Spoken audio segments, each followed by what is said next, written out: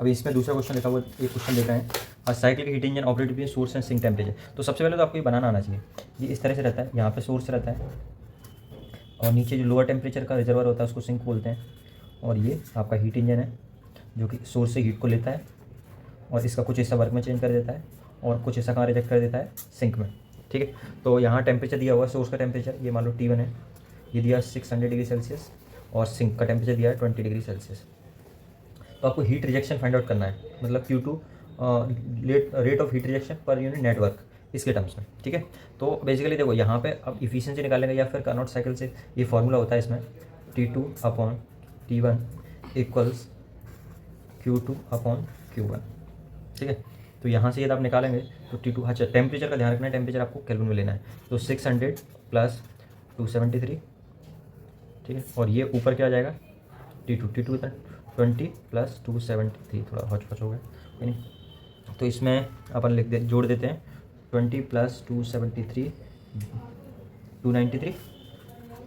divided by 600 plus 273, तो 873, 293, इसको solve करेंगे तो यहाँ से 293 डिवाइडेड बाई आंसर, तो ये आ जाएगा Q2/Q1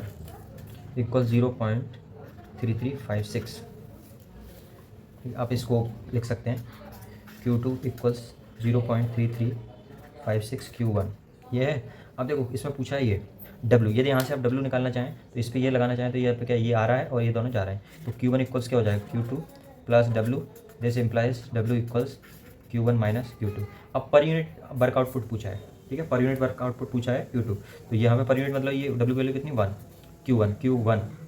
अब Q1 को हम Q2 के टर्म्स में रख सकते हैं, या हम Q2 ओके Q1 को हम Q2 के टर्म्स में रख देते हैं, तो Q1 को Q2 के टर्म्स में रखेंगे तो ये क्या आ जाएगा